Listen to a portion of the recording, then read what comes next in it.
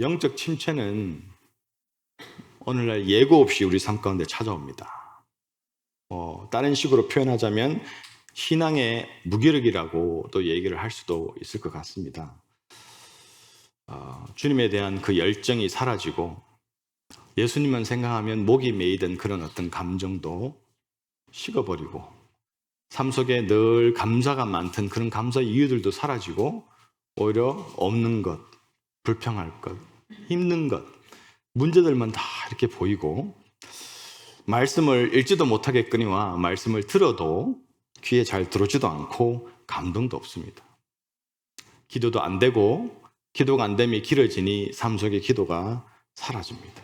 그러다 보니 예배에 온전히 집중하여 나를 드리는 것도 힘들어집니다. 이런 상태가 계속 지속되면 하나님께 대해서 냉랭해지고 하나님에 대한 그분에 대한 믿음의 어떤 회의가 들면서 그런 상태가 지속되면 하나님을 떠나고 맙니다. 많은 사람들이 이런 경험을 하고 이런 현상들을 봅니다. 통계를 보면 미국 안에서 매 주일마다 최소 50명의 크리스찬들이 영원히 하나님을 떠난다고 합니다. 두 번 다시 돌아오지 않는다고 합니다. 영적 침체 때문에. 그래서 이거는 누구나 비켜갈 수 없는 늘 우리 눈앞에 도사리고 있는 하나의 무서운 이게 호랑이처럼 우리 잡아먹을 듯이 덤벼 들기 직전에 호랑이처럼 우리 눈앞에 있는 것이 바로 이 영적 침체라는 것이에요. 그 옛날 청교도들은요, 영적 침체에 대해서 4가지로 이렇게 표현했습니다. 첫째는 하나님의 임재의 감격을 느끼지 못한다. 그럴 때 영적 침체라고 얘기했고요. 둘째로는 하나님이 주신 은혜와 능력을 누리지도 사용하지 못한다. 그럴 때 영적 침체다라고 얘기했고, 세 번째는 하나님이 주시는 그 위로들을 받지도 누리지도 못한다. 네 번째 영적 침체를 묘사한 것은 삶의 구원에 대한 확신이 없다라는 것입니다. 근데 이걸 조금 더 일반적인 현상으로 여러분이 좀 더 공감할 수 있는 그런 일반적인 현상으로 좀 얘기를 해보면, 영적 침체에 빠진 성도들은 첫째, 교회의 다른 성도들과의 만남이 꺼려집니다. 주일 한번 예배 시간에 앉았다가 가는 거 외에는 성도들 간의 교제가 없어요. 그것이 귀찮고 별 자리를 피하고 싶어집니다. 영적 침체의 일반적인 두 번째 현상은 말씀을 더 이상 배우지 않아요. 말씀이 귀에 안 들어오니까 말씀 배우는데 관심이 없습니다.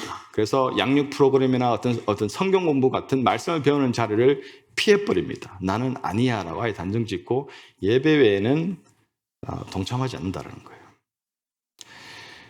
또 하나 세 번째 어떤 현상은 내 삶 속에 있는 어떤 현실적인 상황, 현실적인 문제들, 현실적인 어떤 그 필요들을 내 신앙생활과 하나님의 관계, 예배생활보다 더 중요하게 여깁니다. 그래서 내 현실의 문제들, 내 현실의 상황들을 위해서 예배생활, 하나님 관계 언제든지 타협합니다. 더 나아가서는 삶의 문제들이 생기게 되면 그 문제를 정면승부하기보다는, 믿음의 정면승부보다는 문제를 그냥 피하거나 포기하고 싶은 그런 어떤 마음이 과다하게 생긴다는 것. 이것이 일반적인 영적 침체의 그런 어떤 모습들이라고 합니다. 요즘에 가보면은 우울증 문제가 굉장히 심각합니다. 전 세계적으로 우울증 문제는 너무너무 심각해졌습니다. 인간 역사상 이렇게 많은 우울증을 겪는 사람들이 없을 만큼 심각하죠. 근데 보면 크리스찬들도 예외가 아니에요. 근데 많은 사람들이 이런 말을 합니다. 크리스찬인데 어떻게 우울증에 걸리냐, 그런 얘기들 합니다. 근데 그거는 성경을 정말 잘 모르고 오해한 말이죠. 성경 어디에도 우울증이 걸릴 수 없다라고 말한 것도 없고, 성경 어디에도 크리스찬이 어려운 일들, 고난들, 고통들을 피하거나 그걸 경험하지 않는다라고 말한 적은 없습니다. 오히려 많은 핍박과 도전들을 경험할 것이라고 얘기하고 있습니다. 누구에게도 질문해보면 일평생 살아가면서 단 한 번도 어떤 침체기라든지 어떤 우울한 감정을 느껴보지 않은 사람은 아무도 없을 것입니다. 최소한 한 번쯤은 겪어봐요. 근데 꽤나 많은 사람들이 그냥 장기간 대부분의 인생의 시간을 영적 침체기에서 살아간다고 합니다. 너무 오래 영적 침체기에 살아가니까 자기가 영적 침체기에 빠져 있는 것도 모르고 살아가요. 근데 또 어떤 분들은 그냥 평소에는 영적으로 굉장히 생명력 있게 살아가지만 어떤 시즌에 한 번씩 침체기를 경험하기도 합니다. 그러나 누구도 침체기를 단 한 번도 겪지 않는 사람은 없다는 사실이에요.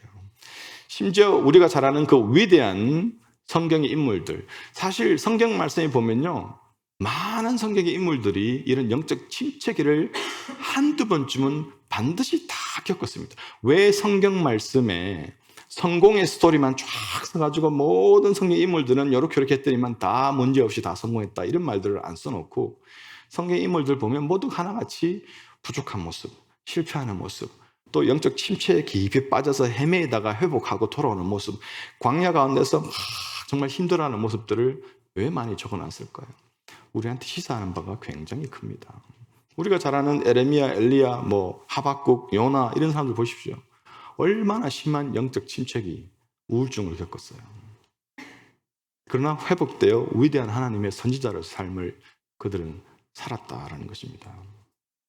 오늘 본문 말씀 속에 나오는 인물은 엘리야라는 분입니다. 선지자 중에 최고의 선지자라고 얘기하죠. 너무 위대한 선지자의 삶을 살아서 죽음을 맛보지 않고 산채로 불병거타고 하늘로 들림받은 선지자 중에 선지자죠. 이 위대한 선지자가 3년 동안 이스라엘을 위하여 하나님의 대변자로서 열심히 밤낮 가리지 않고 일했어요. 하나님이 주신 엄청난 능력들을 가지고 이스라엘 백성들 앞에서 하나님의 그 위대하심을 보여줬어요. 너무 많은 이적을 일으키고 우상들을 타파하고 어떤 백성들의 죄에 빠져서 허덕이고 깨닫지 못하고 그들의 영적 침체조차도 깨닫지 못하고 살아가는 그저 종교적인 버릇으로, 그런 의무로 살아가던 이스라엘 백성들을 영적으로 깨우는 일에 혼신의 힘을 다했어요. 특별히 너무나도 잘 아시는 사건 중에 하나는 그의 기도를 통해서 하늘에서 불이 떨어져 가지고, 그렇죠? 정말 놀라운 하나님의 능력을 증명하면서 바알 아세라 제사장들 850명을 단결에 주의 이름으로 척결했던 그 놀라운 사건을, 바로 그 주역이 엘리야 선지자입니다. 오늘 말씀은요, 그 직후에, 이 놀라운 능력을 행했던 이 직후에 이스라엘 왕 아합의 그 왕후이자 그 우상숭배의 가장 우두머리가 되는 이세벨, 그 악명 높은 그 이세벨이 분노에 차서 엘리야를 죽이기로 작정한 그 상황이 오늘 말씀 속에 전개되고 있습니다. 그래서 2절 말씀에는 이세벨이 이런 말 하죠. 내가 만일 24시간 내에 너를 죽이지 못하면 내가 오히려 죽을 준비를 하겠다. 이렇게 할 만큼 너무나도 단호하게, 너 아니면 나, 둘 중에 하나는 24시간 안에 죽을 거야, 이렇게 엄청나게 협박을 합니다. 4절 말씀에 보면요, 자기 자신은 광야로 들어가 하루 길쯤 가서 한 로뎀 나무 아래에 앉아서 자기가 죽기를 원하여 이르되 여호와여 넉넉하오니 지금 내 생명을 거두시옵소서. 나는 내 조상들보다 낫지 못하나이다 하고, 이 이세벨의 이런 엄청난 협박의 말, 무서운 그 죽음의 협박의 말에 엘리야는 정말 너무나도 능력으로 하나님의 일을 행했던 엘리야도 본문 말씀 이렇게 보면 무엇을 볼 수 있습니까? 엘리야도 지금 정신적으로, 감정적으로, 육축적으로 완전히 지쳐 있음을 볼 수가 있어요. 그런 어떤 지친 상황에서 지금 너무나도 무서운 생명의 위협을 받고 있다는 것입니다. 그 나라의 최고 권력을 가진 자 중에 한 사람이 그를 생명의 위협을 하고 있다는 거예요. 그래서 정신적, 감정적, 육적으로 완전히 지쳐있는 상태에다가 그런 생명의 위협이 오니까 이 엘리야 안에는, 그 위대했던 엘리야 선지자 안에도 지금 어떤 상태입니까? 두려움이 가득하고 분노가 가득하고 실망이 가득하고 고독하고 염려가 충만하고, 그래서 정신, 감정 이것이 온갖 그런 문제들이 직면하고 있는 걸 우리가 말씀 속에서 볼 수 있습니다. 바로 엘리야 선지자가 위대한 주의를 감당하고 난 직후에 심각한 영적 침체에 빠져 있는 걸 우리가 볼 수가 있어요. 오히려 지금 같으면 승전가 부르며 계산 장군처럼 더 뜨겁게 이제 부각되어야 되는데 갑자기 바닥으로 떨어집니다. 어떤 measurable한 그런 어떤 실패자의 모습을, 침체된 모습을 볼 수 있죠. 너무 자기가 침체되어 있으니까 정신적, 영적, 감정적 다 침체되어 있다 보니까 죽을 준비를 하고 있는 걸 우리가 4절에서 볼 수 있습니다. 우리가 잘 아는 야고보서 5장 17절 말씀에 이런 말씀이 있죠. 엘리야는 우리와 성정이 같은 사람이로되. 선지자 중에 선지자, 최고의 선지자 엘리야도 죽음을 보지 않고 하늘로 들림받았던 엘리야도 말씀에 뭐랍니까? 우리와 똑같은 사람이다. 성정이 똑같아. 이 우리와 같은 인생이었다라는 것입니다. 여러분은 지금 엘리야를 통해서 보는 어떤 이런 영적 침체의 경험을 해 보셨습니까? 아니면 지금 그런 영적 침체의 상황 가운데 살아가고 계십니까? 그건 돌아보시기 바랍니다.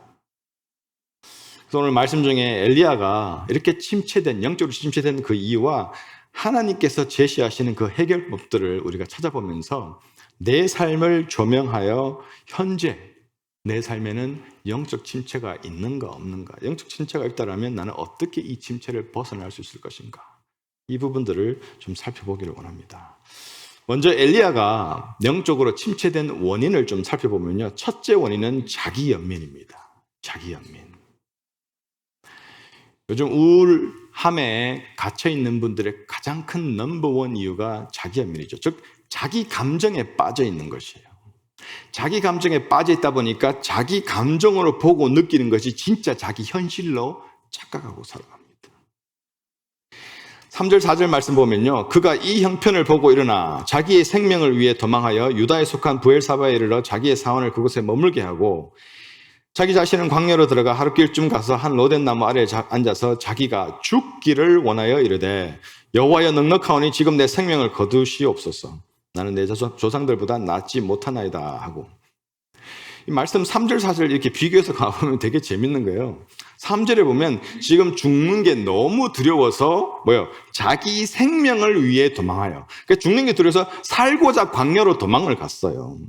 근데 광야로 도망을 간 이 엘리야가 광야 로든 나무 밑에 앉아가 뭐예요? 죽여달라 그럽니다. 그럼 무엇이 진실인가?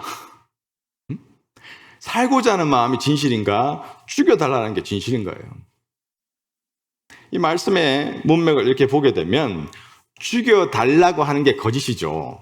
진실이 아니에요. 뭡니까? 투정합니다. 투정하는 거예요. 무슨 투정을 합니까? 하나님, 이젠 that's enough. 나 이제 충분히 다 했어요. 보십시오. 난 더 이상 이제 못 참겠어. 더 이상 견딜 수가 없어요. 내가 죽으라고 온 최선을 다해서 주의를 다 감당하고 정말 열심히 노력했는데 이 결과를 보세요. 모두가 나를 미워하고 나를 못 죽여서 안 달라고, 나는 혼자 외롭게 강야에 앉아, 이게 뭡니까 도대체? 차라리 날 죽이세요. 지금 완전히 자기 연민에 빠져 있는 거예요. 현실을 자기의 감정으로 다 보고 판단해 버립니다. 자기의 감정이 charged 된 상태에서 본 현실이 자기 현실이 돼버렸어요. 이거 너무 많은 크리스찬들에게서 제가 봅니다.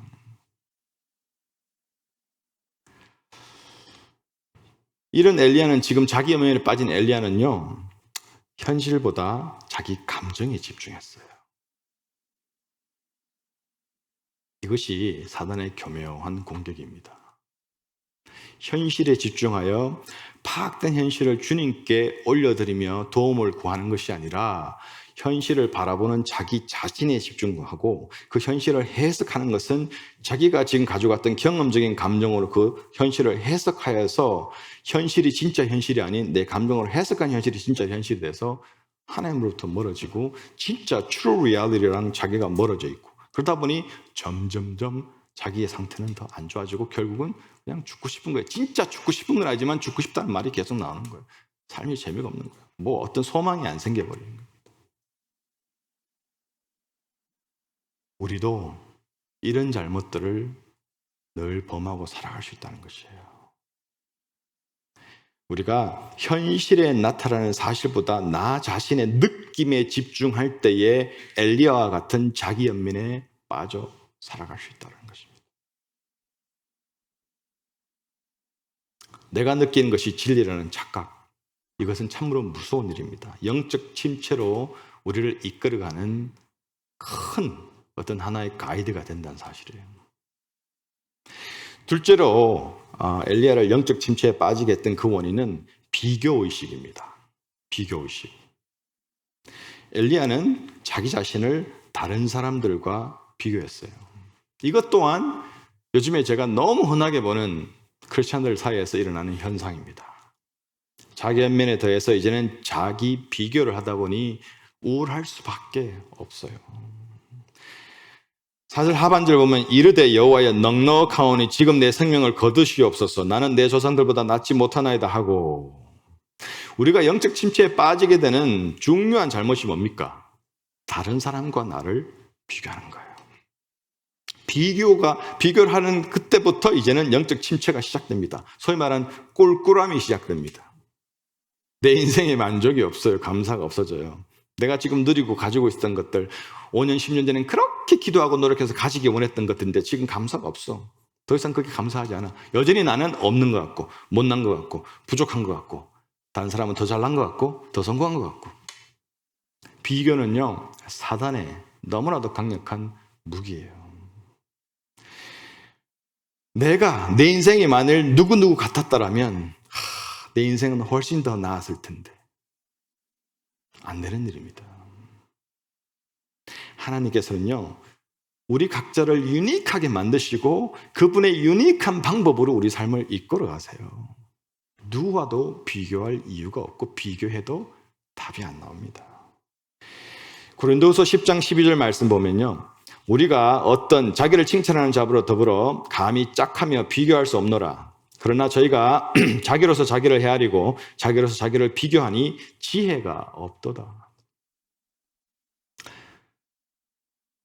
하나님께서 그분의 온전하시고 선하신 뜻 가운데 우리를 계획하시고 우리를 창조하시고 우리를 그분의 때에 따라 이 땅에 보내시고 그분이 허락하시는 삶을 살도록 우리를 인도하시며 그분의 뜻과 계획에 따라 자녀된 우리들을 주의 길로 인도하시는 그 하나님, 그 여정 속에 어려움도 있고 도전도 있고 넘어짐도 있고 깜깜함도 있고 아픔도 있을지라도 우리는 하나님께서 나 한 사람 한 사람에게 초집중하셔서 그분의 온전하신 뜻과 계획 가운데 유니크한 방법으로 나를 이끄신다는, 나를 가장 잘 아시는 하나님께서 나에게 가장 꼭 맞는 방법으로 내 삶을 인도하시는 사실, 그 인도하면은 때로는 어려움도 있고 막힘도 있고 아픔도 있고 슬픔도 있고 괴로움도 있고 고통, 고난도 있다는 사실을 기억해야 됩니다. 그렇다면 우리는 비교하지 않을 거예요. 이런 사실을 잊어버리면 나를 향하신 하나님의 뜻을 바꾸고자 하나님 이거 주세요, 저거 주세요, 이거 해주세요, 저렇게 좀 해주세요, 이렇게 해주시면 안 돼요, 온갖 이런 기도만 하고 있는 거예요. 나를 향하신 하나님 뜻을 신뢰하지 못하니까.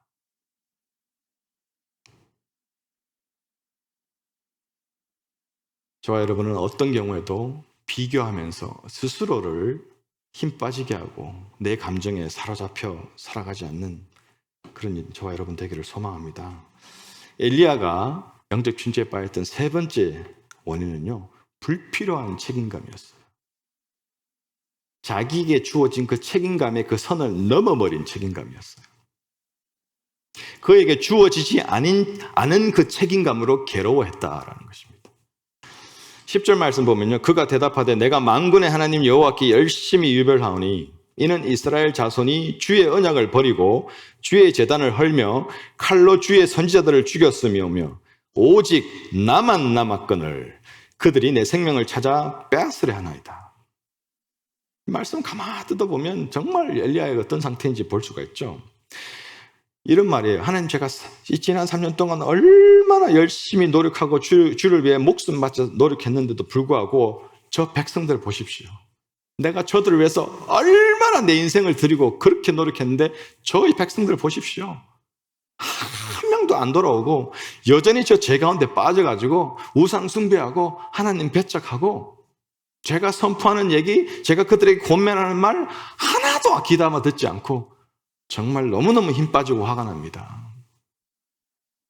이 말씀 보면서 저는 개인적으로 이제 목회자로서 내가 힘 빠지지 않을, 성도들을 보면서 힘 빠지지 않을 될 이유들을 늘 찾아요. 목회단 보면 별의별 성도들 다 있습니다, 정말로. 여러분, 제가 늘 말씀드렸잖아요. 교회 안에는요, 성도보다 누가 더 많아요? 교인이 더 많아요. 뭡니까? 교회 안에는요, 하나님의 자녀보다 불신자가 더 많습니다, 통계적으로. 천국 가는 사람보다 지옥 가는 사람이 더 많다는 얘기예요. 주일날 교회 예배 나온 데서 천국 가는 거 아니죠. 하나님 자녀인 거 아니잖아요. 여러 종류의 사람이 섞여 있을 때 그들을 참 목양하고 대하고 할 때에 참으로 상처되고 실망스럽고 억울하고 심지어 화가 나고 나가서 목회를 때려치고 싶은 그런 마음이 들 만한 상황들을 교인들이 많이 연출합니다. 정말 금식하면서 기도하고 중보하고 그래서 정말 사랑으로 권면했던 그 한마디 말을 안 듣습니다. 하지 말라는 건 골라서 다 합니다. 그때 정말 너무너무 힘이 빠질 때가 있어요. 이게 가끔이 아니라 거의 매주죠. 거의 매주. 근데도 힘 안 빠져요. 우리 김 목사님도 절대 힘 빠지지 않습니다. 저희는 행복해요. 함께 목회자 회의하고 뭐 밥 먹고 기도하고 얘기할 때 행복해. 왜? 우리는요, 우리가 여러분을 바꿔야 된다는 책임을 지은 사람이 아니에요. 저희는 하나님 맡겨주신 말씀 사역, 그 목회에 하나님 눈앞에서 최선을 다하다 가면 돼요. 내 열심으로 누구를 바꾸겠다는 것도 얼마나 큰 교만입니까? 내가 무슨 능력이 있어 누구를 바꾸겠어요? 하나님 말씀을 받고 여러분이 그 말씀 가운데 감동을 받고 심지어는 하나님을 만난다 할지라도 여러분이 변화되어지고 가던 길을 되돌아오고 주의 길로 가게 하는 건 여러분의 선택입니다. 저희가 억지로 그렇게 할 수가 없어요. 두들겨 패서 그렇게 할 수 있으면 저 청년들 막 두들겨 팰 것 같아요. 맨날 한 방에 몰아놓고 그냥 아주 그냥 한 10일 두들겨 패면 정신 차릴 것 같아요. 그렇다 청년들이 못난 거 아니죠. 우리 청년들 너무 좋아요. 안타까울 때가 있다. 한 번씩 푹 쓰러지면 얘가 왜 이러나 그럴 때가 있다는 것입니다. 엘리야는요, 그 사실을 잊어버렸어요. 내가 얼마나 노력했는데 이 인간들이 도대체 아직도 이 똥개적이 찬 수준에서 저렇게 헤매고 있구나. 이게 막 화가 나는 거예요. 자기 시간이 아까운 거예요. 이것은 참으로 잘못된 생각입니다. 여러분도 교회에서 사역하시면서 봉사하시면서 누구를 섬길 때에 여러분의 섬김에 반응이 없다 해서 여러분의 섬김에 사람들이 어떤 열매가 맺히지 않는 데서 실망하지 마십시오. 우리의 모든 섬김은 주를 섬기는 것입니다. 사람을 변화시키고 바꾸시는 것은 하나님의 몫입니다. 엘리야가 지금 그거를 착각한 거예요. 왜? 자기 연민에 빠지고 자기 비교하다 보니까 아예 이제 볼 눈이 없어지는 거예요. 제대로 이게 생각을 제대로 못하는 거예요. 그러다 보니까 자기의 한계를 뛰어넘은 그 지나친 불필요한 책임감을 지금 가집니다. 하나님의 일꾼들은요, 저와 여러분은 충성되게 일해야 되는 책임만 있어요. 일의 결과는 주님께 달렸다는 사실을 우리는 철저히 기억해야 됩니다. 그래서 낭망하지 않아야 돼요. 선교사님들이 선교지에서 많은 실망을 하시고 포기하고 돌아오는 케이스도 가끔씩 봅니다. 근데 그 케이스가 들어보면 다 거의 비슷합니다. 사람들이 안 바뀌어요. 5년, 10년, 20년을 했는데도요, 한 명도 제대로 제가 그거 못했어요. 쉽지 않아요. 중동권은 특별히 보십시오. 인도 한 명 제대로 죽게 돌아오는 거 정말 어렵습니다. 그러나 주님이 저에게 주신 사명은요, 충성되게 우리에게 주신 그 사명을 감당하는 것밖에 없다는 것입니다. 고린도서 4장 2절 말씀 보면 그리고 맡은 자들에게 구할 것은 충성이니라. 우리가 충성했는데 하나님께서 왜 열매가 없어? 충성했는데 왜 저 사람들이 안 바뀌어? 이런 말씀을 안 하신다는 거예요. 고린도서 3장 7절 말씀 보면 그런즉 심는 이나 물 주는 이는 아무것도 아니로되 오직 자라나게 하시는 하나님 뿐이니라. 불필요한 책임감 가지고 힘들어하지 않고 영적 침체에 빠지지 않는 여러분 되기를 축원합니다. 마지막으로 엘리야가 영적 침체에 빠진 원인 네 번째는요, 현실 과장이에요. 현실 과장. 엘리야는요, 지금 말씀해 보면 힘들고 어려운 현실을 부풀려서 과장하고 그것이 자기의 현실로 받아들였어요. 10절 하반절 보면 오직 나만 남았거늘 그들이 내 생명을 찾아 빼앗으려 하나이다. 자기만 남았대. 진짜 하나님의 참 선지자, 정말 하나님께 제대로 붙어있는 자, 참 믿음을 가진 자는 아무리 봐도 하나님 저밖에 없네요. 저 전부 다 썩었어요. 지금 그러고 있어요. 그래서 힘이 다 빠져버렸어요. 현실을 착각하고 부풀려서 과장했어요. 모든 사람이 자신을 반대하고 미워하고 죽이려고 한다고 생각하고 있었습니다. 그런데 사실 말씀 보면요, 자신을 죽이려는 사람은 비록 큰 권력을 소유한 사람이지만 이세벨 한 사람이었어요. 아합도 내가 죽여버리겠다 이 말을 하지 않았어요. 이세벨 한 명이 자기를 죽이겠다고 공언을 했어요. 지금까지 엘리야 자신이 그렇게 뜨겁게 체험했던 하나님의 능력을, 하나님이 자기를 통해서 행하신 그 일들을 자기가 이렇게 잠시만 생각을 했어도 이렇게 절망하지 않았을 거예요. 당신 날 죽이려고 그래? 내가 경험한, 내가 보여준 하나님 몰라? 하나님이 나를 그냥 죽게 놔둘 것 같아? 이런 어떤 자신감도 가지지 못했어요. 그냥 바로 절망을 버렸어요. 마치 모든 사람이 자기를 미워하고 죽이려고 하는 것처럼. 사실 우리가 말씀하셔서 잘 알지만요, 하나님 앞에 굳건히 신앙을 지키면서 끝까지 하나님 편에 서 있는 사람은 엘리야 한 사람이었어요? 아니요. 하나님 뭐라고 하세요? 7,000명이 있다 그랬어요. 7,000명. 7,000명. 그 당시 이스라엘 인구에 비하면요, 이 7,000명은 엄청난 숫자죠. 하나님은 7,000명이나 신실한 참 신앙인을 남겨주셨다는 사실을 엘리야는 보지 못했어요. 왜? 현실을 부풀려서 과장해서 자기 감정으로 그걸 해석하고 나니까 그것이 진짜 그런 마냥, 그래서 나만 남았어요. 나만. 지금 이렇게 되는 거예요. 엄청난 고독도 외로움도 불평불만 염려만 부두움이 막 가득 차 있습니다. 우리가 이렇게 엘리야를 통해 보듯이 자기 연민, 비교의식, 불필요한 책임감, 현실 과장, 이런 모습은 나 자신을 반드시 영적 침체로 인도한다는 사실을 우리가 확인할 수 있습니다. 그러면 이런 깊은 영적 침체에 빠져있던 엘리야에게 하나님께서 제시하신 그 해결법이 무엇인가라는 것이에요. 그 첫째는 육신을 돌아봐야 된다는 것입니다. 육신을. 5절 7절 말씀 보면 로뎀나무 아래에 누워 자더니 천사가 그를 어루만지며 그에게 일어나서 먹으라 하는지라. 본즉 머리맡에 숯불에 구운 떡과 한 병 물이 있더라. 이에 먹고 마시고 다시 누웠더니 여호와의 천사가 또다시 와서 어루만지며 이르되 일어나 먹으라. 네가 갈 길을 다 가지 못할까 하노라 하는지라. 엘리야가 절망 속에서 정말 정신적, 감정적, 육적으로 피곤해 지쳐가지고 잠들었을 때 천사가 그를 이렇게 만지면서 깨웁니다. 그러면서 일어나 먹으라. 그래서 보니까 떡 하나 그리고 물 한 병 먹고 또 잤어요.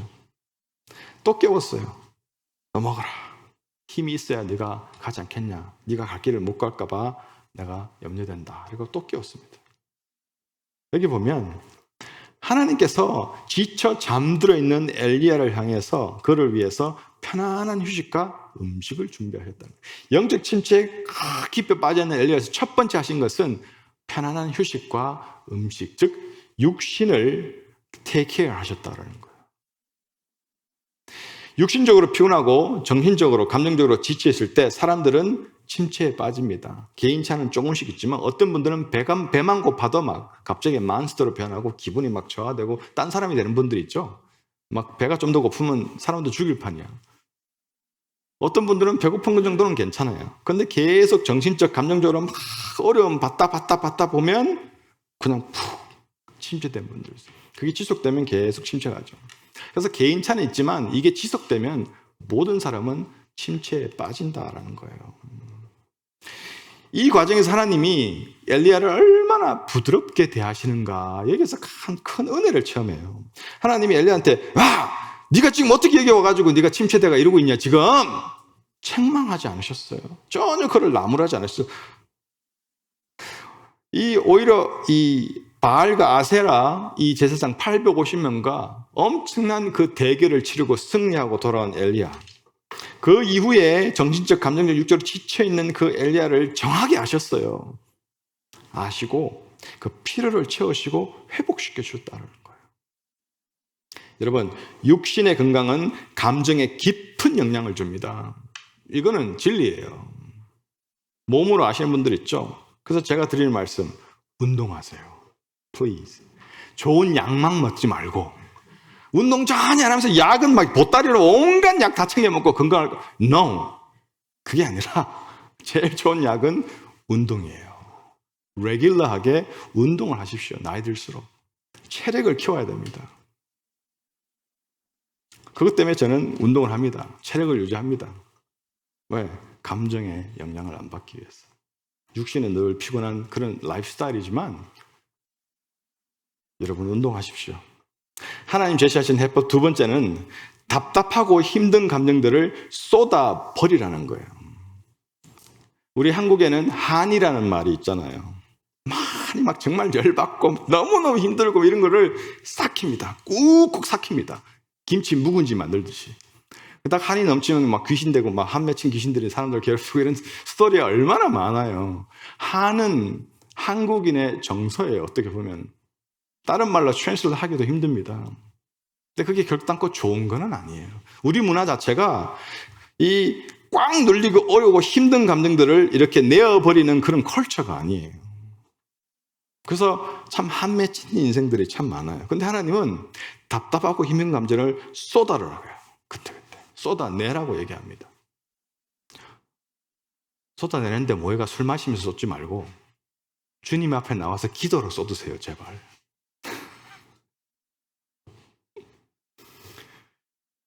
엘리야는 하나님께서 공급하신 이 특별 식사를 한 후에 40일 주야를 걸어서 하나님 산 호렙산에 도착합니다. 그 굴 속에서 밤을 지냈는데 9절 말씀 하나님께서 아침에 엘리야에게 이렇게 말씀하셨어요. 엘리야야, 네가 어찌하여 여기 있느냐?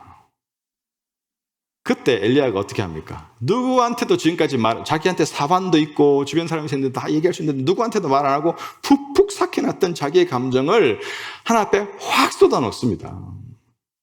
10절 다시 보면요. 그가 대답하되 내가 만군의 여호와께 열심히 유별하오니 이는 이스라엘 자손이 주의 언약을 버리고 주의 제단을 헐며 칼로 주의 선지자들을 죽였으며 오직 나만 남았거늘 그들이 내 생명을 찾아 빼앗으려 하나이다. 하나님께서 엘리야한테 이렇게 물은 거, 네가 왜 여기 있냐 물은 거는 뭐 따지거나 책망하려고 그런 게 아니에요. 네 마음에 있는 것들 한번 쏟아내어 봐. 이렇게 지금 엘리야에게 말씀하신 거거든요. 그때 엘리야가 쏟아냅니다. 여러분 아무에게도 말 못하는 그런 아픔이 있습니까? 꾹꾹 눌러놓은 거 있습니까? 그것 때문에 자꾸 쓴뿔이 생기고 욱하는 성격이 생기고 화가 자주 나고 해결되지 않은 그 감정의 문제 때문에 여러분이 자꾸 삶 속에 기쁨도 평안도 없습니까? 사람한테 위로를 구하지 마시고 술잔에 위로를 구하지 마시고 스포츠 하면서 위로를 구하지 마시고요. 하나님께 위로를 구하십시오. 하나님께 다 새로 넣으세요. 얼마 좋습니까?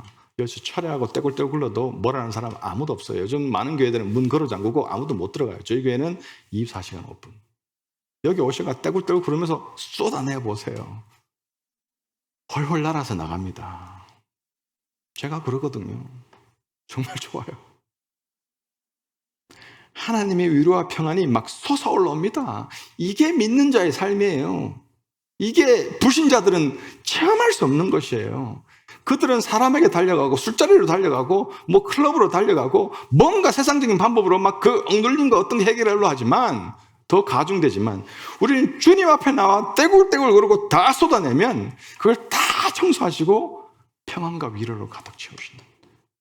이것이 하나님의 해법 두 번째입니다. 영적 집제의 해법 세 번째는요.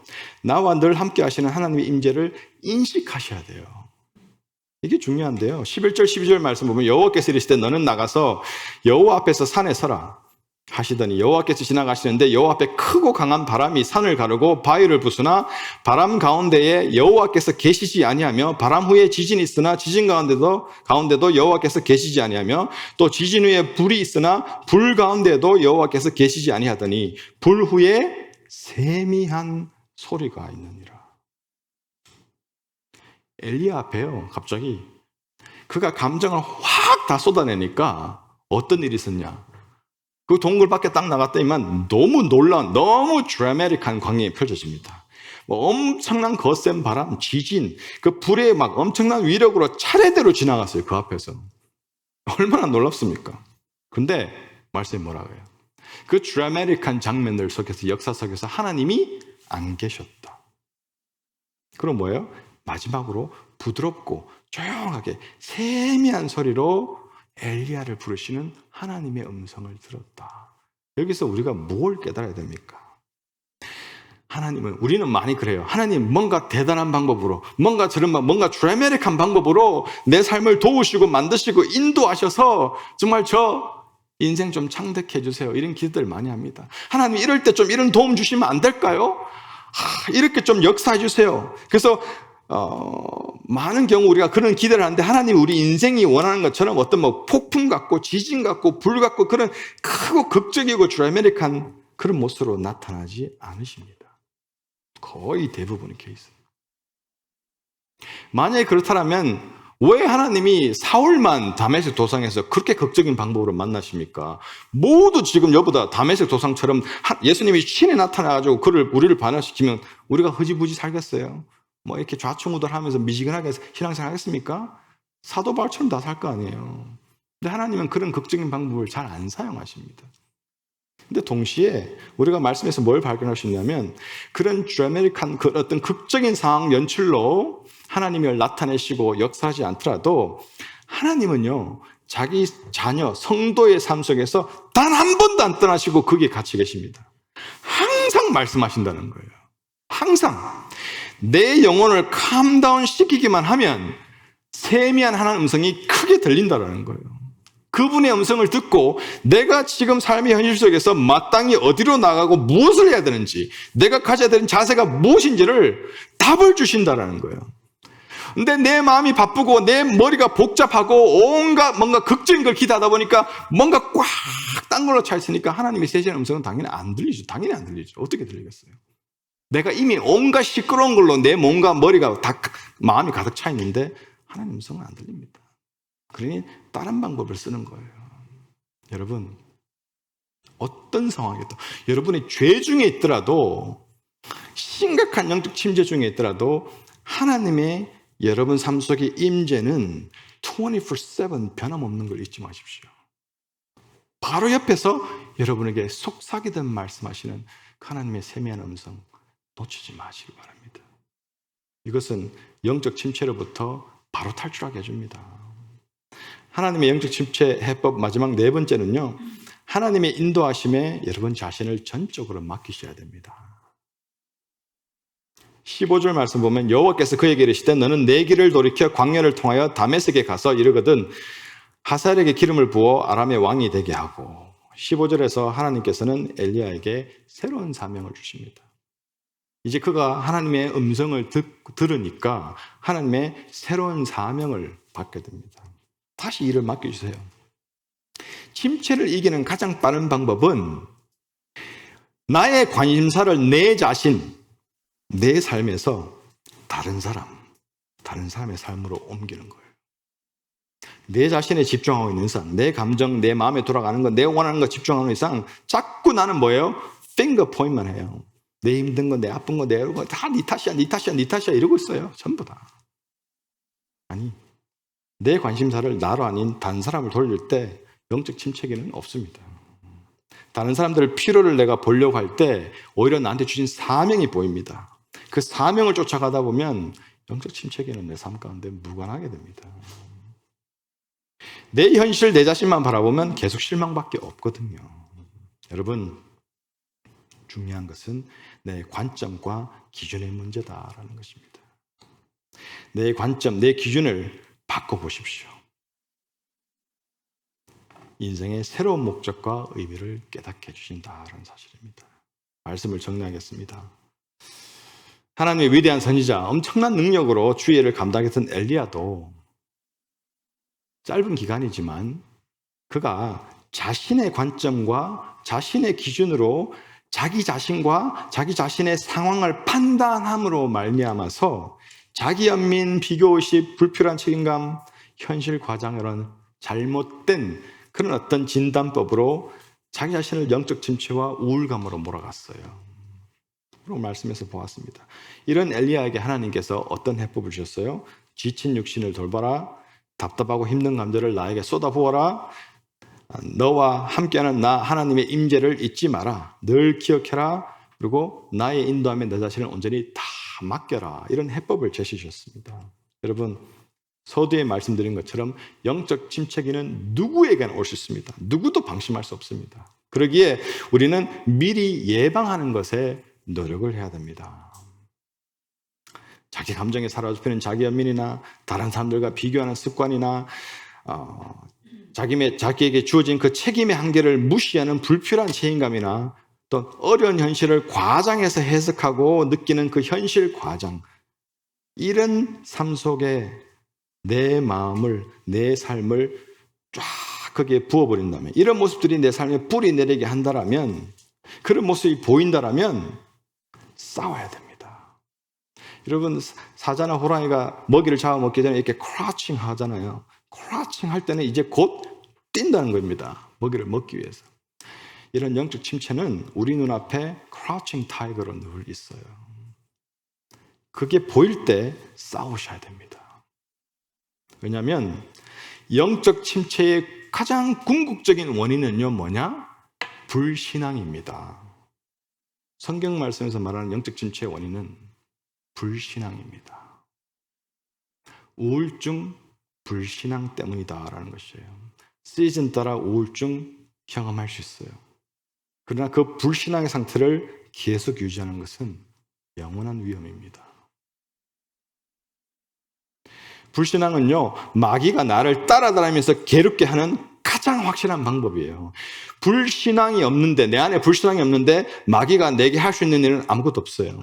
내 안에 불신앙의 고개를 들 때 마귀는 온갖 공격으로 나를 영적으로 침체하게 하고 결국 하나님을 떠나게 합니다. 안 떠나도 교회를 왔다 갔다 하지만 하나님과 상관없는 종교생활을 만들어버립니다.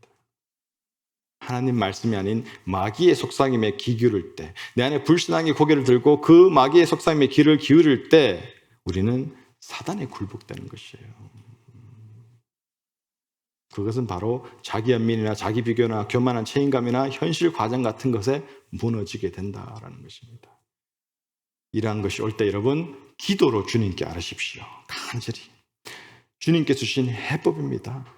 정말 내 안에 영적 침체가 보일 때 소리내어 찬양하십시오. 마귀의 능력을 저하시키고 하나님의 능력을 강력하게 만드는 해법입니다. 제가 다 해본 것이에요. 찬송가 틀어서 그 찬송가 하다 보면요, 얼마나 그 찬송 자체 회복이 되는지 몰라요. 얼마나 하나님의 능력을 경험하는지 몰라요. 듣지만 마시고 부르십시오. 입술로 찬양하십시오. 성령님께 도움을 구하십시오. 너무 정말 허망하고 정말 허전하고 채워도 채워지지 않고 온갖 종류의 지침 가운데 있을 때 성령 하나님을 찾으십시오. 도움을 구하십시오. 그러면 성령께서 위로하시고 힘주실 것입니다. 좋아요, 여러분. 우리 주님의 길 성도들, 그 누구도 영적 침체기에 빠져 거기에서 하나님을 원망하거나 불신앙에 살아가는 사람 없기를 간절히 축원합니다. 아멘.